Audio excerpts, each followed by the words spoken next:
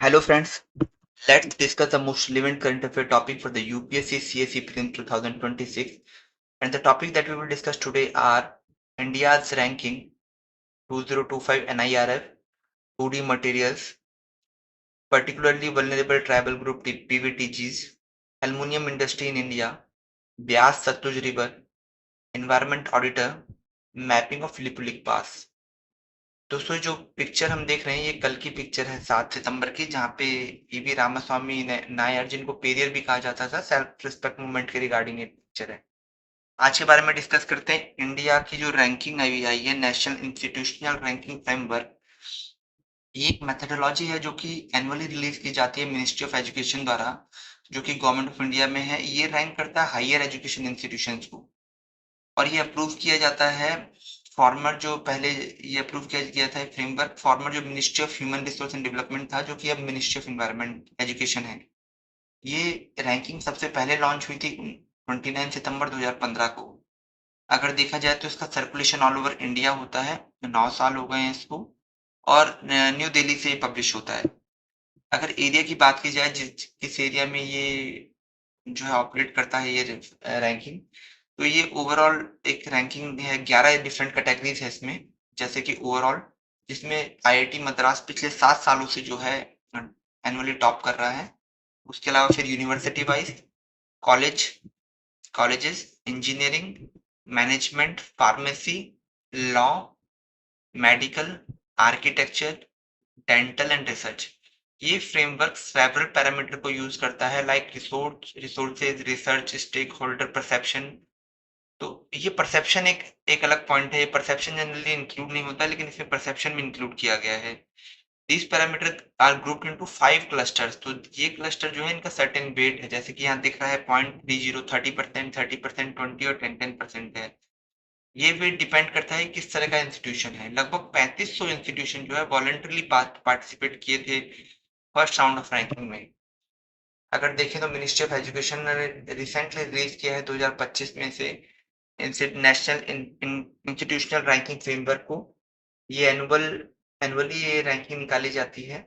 अगर देखें जो पैरामीटर अभी हम लोग डिस्कस कर रहे थे, तो टीचिंग, लर्निंग एंड रिसोर्सेज और रिसर्च एंड प्रोफेशनल प्रैक्टिसेस, इन दोनों को ही काफी अच्छी रैंकिंग मिली, क्योंकि किसी भी इंस्टीट्यूशन का ये मेन काम होता है। लेकिन ग्रेजुएशन आउटकम, उसके अलावा आउटरीच एंड इंक्लूसिविटी और परसेप्शन को भी 10% का जो है वो दिया हुआ है वेटेज, जैसे कि हम लोगों ने रिसेंटली डिस्कस किया था। तो मिनिस्ट्री ऑफ एजुकेशन इसको पब्लिश करता है और प्रमोट करता है अकाउंटेबिलिटी को, ट्रांसपेरेंसी को, क्वालिटी ऑफ बेंचमार्किंग को among the higher education institution. जैसा कि अभी हम लोगों ने डिस्कस किया कि हर किसी 5 पैरामीटर्स का अलग अलग वेटेजेस है। आईआईटी मद्रास फर्स्ट आ रहा है ओवरऑल रैंकिंग में 7 कंसेक्यूटिव ईयर से। आईआईएससी बैंगलोर जो है टॉप कर रहा है यूनिवर्सिटी कैटेगरी में। उसके अलावा रिसर्च इंस्टीट्यूशन में भी न्यू एसडीजी बेस्ड रैंकिंग भी इंक्लूड की जा रही है, और उसमें भी जो है आईआईटी मद्रास टॉप कर रहा है। अगर इस रैंकिंग का बैकग्राउंड देखें, तो एनआईआरएफ में 4 पहले कैटेगरीज थी, यूनिवर्सिटी, इंजीनियरिंग, मैनेजमेंट और फार्मेसी में। लेकिन 2017 में 2 मोर कैटेगरी ऐड की गई, ओवरऑल और कॉलेज वाली, जिसमें कि 3000 इंस्टीट्यूशन ने पार्टिसिपेट किया। 3 अप्रैल 2018 में जब एनआईआरएफ की रैंकिंग पब्लिश की गई, तो उसमें हमेशा पार्टिसिपेंट इंक्रीज होते गए हमेशा। 2019 में मैनेजमेंट, फार्मेसी, मेडिकल, आर्किटेक्चर और लॉ ऐड किया गया। पहली बार जो है डेंटल इंस्टीट्यूशंस को ऐड किया गया 2020 में। नेक्स्ट न्यूज की तरफ चलते हैं दोस्तों। रिसेंटली नीति आयोग ने 2D मटेरियल, जो कि सुपर थिन मटेरियल होते हैं 1 एटम थिक, जैसे कि ग्राफीन, इन पे फोकस किया है और कहा है कि इनकी इंपोर्टेंस काफी है। ये बल्क मटेरियल की तरह इनकी प्रॉपर्टी नहीं होती, इनकी प्रॉपर्टी अलग होती है। इनमें इलेक्ट्रॉन फ्रीली मूव किए जा कर सकते हैं, और ये फास्टर कूलर कर सकता है इलेक्ट्रॉनिक डिवाइसेस को। ये सुपर कंडक्टर की तरह काम करते हैं, सुपर स्ट्रांग होते हैं, ट्यूनेबल होते हैं for creating next generation chip, और फ्लेक्सिबल और ट्रांसपेरेंट होते हैं। इनका काम इस्तेमाल किया जाता है सेमीकंडक्टर्स में, न्यूरोमॉर्फिक कंप्यूटिंग में, ऑप्टो इलेक्ट्रॉनिक्स में, और bulb like water filtration membrane और बैटरीज में। अगर ग्राफीन के अलावा देखें तो उसमें ट्रांजिशन मेटल डाई कैल्कोजिनाइड्स होते हैं, एमओएस भी उन्हें कहते हैं, हेक्साबोरोन नाइट्राइड है, एमएक्सीन्स है, ब्लैक फास्फोरस है, ग्रेफाइट कार्बन नाइट्राइड, ग्लिसरीन और जर्मीन भी जो है ऐसे मटेरियल्स होते हैं जो काफी इस्तेमाल किए जाते हैं 2D मटेरियल की तरह। पीवीटीजीज की तरफ चलते हैं दोस्तों। पर्टिकुलरली वल्नरेबल ट्राइबल ग्रुप, जिन्हें मिनिस्ट्री ऑफ ट्राइबल अफेयर ने रिसेंटली कहा है सेंसस कमिश्नर को कि इनकी काउंटिंग अलग से की जाए। इनकी काउंटिंग अलग से करने का क्या कारण है कि इनके एग्जैक्ट नंबर नहीं पता है और बहुत सारे जो प्रोग्राम हैं गवर्नमेंट के प्रोग्राम, उनमें इनको बेनिफिट देने की बात हो रही है। सबसे पहली बार जब बात की हुई थी तो देभर कमीशन ने 1960-61 में पीवीटीजीज का कॉन्सेप्ट लेके आए थे। अभी रिसेंटली 75 पीवीटीजीज हैं 18 स्टेट और अंडमान एंड निकोबार में। इनका एक तरफ साइलेंट करेक्टरिस्टिक होते हैं, सीलिएंट करेक्टरिस्टिक, जैसे कि इनकी पॉपुलेशन या तो स्टैग्नेंट होती है, डिक्लाइन कर रही होती है, जोग्राफिकली आइसोलेट होते हैं, प्री एग्रेरियन जो है प्रैक्टिसेस करते हैं जैसे हंटिंग और गैदरिंग। जैसे प्रधानमंत्री जनमन योजना जो है, इन योजनाओं के लिए काफी इंपॉर्टेंट है। जैसे प्रधानमंत्री जनमन योजना जो थी, प्रधानमंत्री जनजातीय आदिवासी न्याय महाअभियान था, जिसमें कि इम्प्रूव करना था इनके सोशियो इकोनॉमिक कंडीशंस को, और ये असेंशियल सर्विसेज इन लोगों को देनी थी, जैसे housing, cleaning, education, nutrition, health, telecom connectivity, livelihood opportunity. ये मिशन फोकस करता है कि ये जो ट्राइबल कम्युनिटीज हैं इनको फैसिलिटी दी जाए through 11 critical intervention across 9 ministries. इसका टोटल आउटले भी लगभग 24,104 करोड़ के आसपास था 2023 से 2026 के बीच में। नेक्स्ट न्यूज की तरफ चलते हैं दोस्तों। रिसेंटली एल्युमिनियम के ऊपर स्ट्रेस देने की बात हो रही है, क्योंकि जो पीवीसी पाइप्स होते हैं, पॉलीविनाइल क्लोराइड पाइप्स हैं, इनका इस्तेमाल बढ़ गया है और इनका इंपोर्ट भी बढ़ गया है आसियान कंट्री से। इंडिया का पर कैपिटा एल्युमिनियम कंजम्पशन काफी कम है, तो दुनिया के ग्लोबल एवरेज 11 किलोग्राम का है, लेकिन इंडिया में 4 किलोग्राम ही है। बॉक्साइट के रिजर्व इंडिया में काफी है, उड़ीसा, झारखंड और गुजरात में। उसके बाद भी एल्युमिनियम का कंजम्पशन कम है। एल्युमिनियम क्रिटिकल है कंस्ट्रक्शन के लिए, ऑटोमोबाइल के लिए और रिन्यूएबल जो है सेक्टर्स के लिए। रिसेंटली दोस्तों पंजाब में काफी फ्लड्स आ रहे हैं, जहाँ पे कि ब्यास और सतलुज का जो है वाटर लेवल बढ़ गया है। इससे सीवियर इरोजन हो रहा है।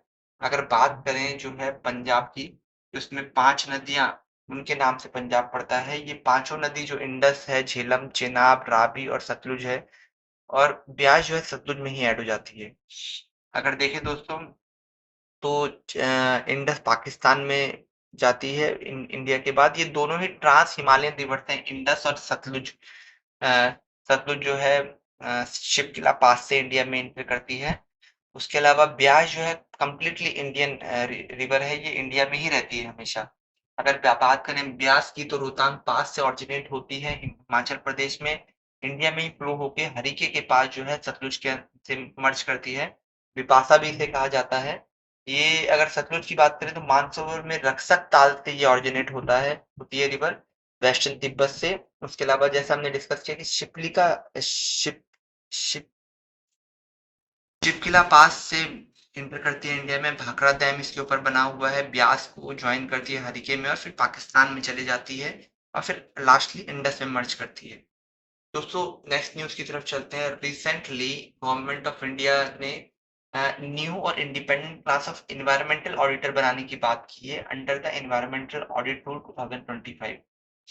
ये सर्टिफाइड प्रोफेशनल्स होंगे या एक्रेडिटेड एजेंसीज होंगी जो ऑथराइज होंगी इंडस्ट्रियल इंफ्रास्ट्रक्चर प्रोडक्ट का ऑडिट करने के लिए कि वो इन्वायरमेंटल लॉ के साथ कंप्लायंस कर रही हैं कि नहीं। ये ब्रिज करेंगे man power in infrastructure deficit of state pollution control board, और ये प्रमोट करेंगे self compliance and transparency in environmental monitoring. They will conduct audits, sample emissions, report non compliance, और ये वेरीफाई भी करेंगे कि जो ग्रीन क्रेडिट पूल है, ये स्कीम्स अभी ठीक से काम कर रही हैं कि नहीं। दोस्तों अगर रिस्पॉन्सिबिलिटी की बात की जाए एनवायरमेंटल ऑडिटर की, तो इनको साइट विजिट करनी होती है, इंस्पेक्शन करना होता है, डॉक्यूमेंटेशन रिव्यू करना होता है, इंटरव्यू करना होता है स्टाफ के साथ, कंप्लायंस वेरिफिकेशन करना होता है, परफॉर्मेंस इवॉल्युएट करते हैं ये लोग, गैप आइडेंटिफाई करते हैं कि डिस्क्रिपेंसी कहाँ आ रही है, रिपोर्टिंग देखते हैं, ऑडिट फाइंडिंग की रिपोर्टिंग करते हैं और सिस्टम इंप्रूवमेंट का जो है सजेशन देते हैं। इसमें इंटरनल और एक्सटर्नल दोनों ही ऑडिटर्स हो सकते हैं। लीगल कंप्लायंस जो है ये इसके लिए जरूरी होता है, रिस्क रिडक्शन के लिए जरूरी होता है। नेक्स्ट न्यूज की तरफ चलते हैं दोस्तों। रिसेंटली नेपाल के प्राइम मिनिस्टर ने लिपू लेक का मुद्दा चाइनीज प्रेसिडेंट के साथ डिस्कस किया है। अगर डिस्कस करें लिपू लेक, लिम्पियाधुरा और कालापानी का, तो एक लॉन्ग स्टैंडिंग बॉर्डर डिस्प्यूट है इंडिया और नेपाल के बीच में।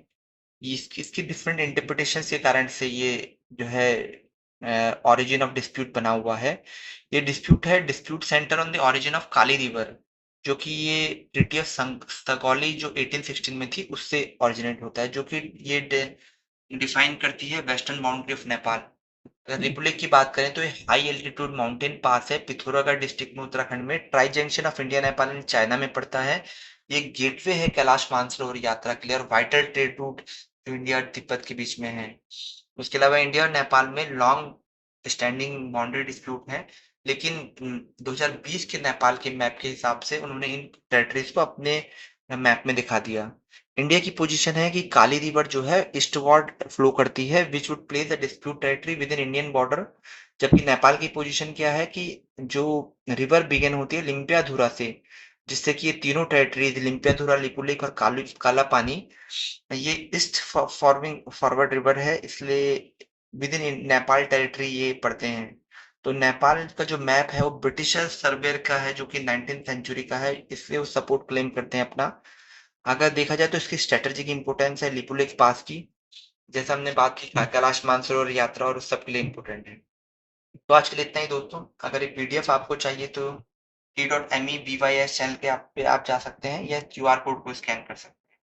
साथ ही साथ जो है अगर आज आज की वीडियो आपको अच्छी लगी हो तो वीडियो को लाइक कर सकते हैं, चैनल को सब्सक्राइब कर सकते हैं और वीडियो को आप शेयर भी कर सकते हैं। आज के लिए इतना ही। Thank you.